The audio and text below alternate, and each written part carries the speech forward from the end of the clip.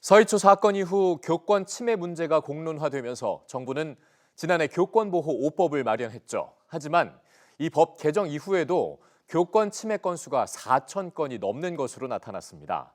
이렇다 보니 교권보호 5법이 실질적인 보호막이 되지 못하고 있다는 지적도 나옵니다. 이상미 기자가 보도합니다. 지난달 서울 양천구의 한 고등학교에서 고3 학생이 수업 도중 교사를 폭행하는 사건이 벌어져 교권보호위원회가 열렸습니다. 위원회에서는 가해 학생에 대해 중징계에 해당하는 강제 전학 처분과 함께 특별교육과 심리치료도 이행하도록 했습니다. 교권보호 5법이 시행된 지 1년이 지났지만 여전히 많은 교사들이 이 같은 교권 침해 피해를 겪고 있는 걸로 드러났습니다.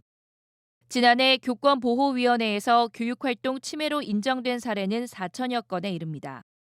서희초 사건이 있었던 재작년보다 다소 줄었지만 여전히 증가하는 추세입니다.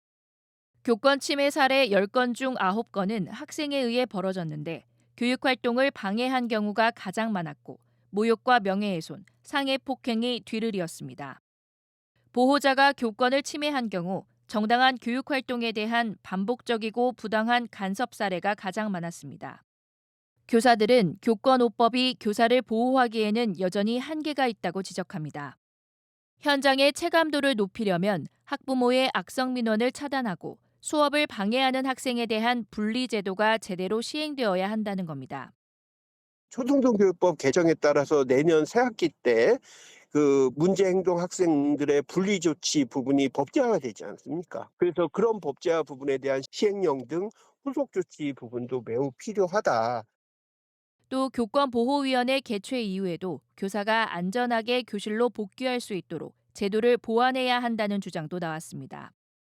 처분 내용을 보자면 사과 및 특별교육 위주의 조치에 그치는 경우가 많았고 보호자 고소고발은 14건, 그리고 퇴학은 54건에 불과했습니다. 교사가 안전하게 수업할 수 있게 되었는가 이 부분을 실제로 따져봐야 된다고 생각합니다. 정부는 악성 민원에 대응하기 위해 올해 하반기까지 학교 민원 처리 계획을 마련하고 9월부터 학부모 소통 시스템을 개통할 예정입니다.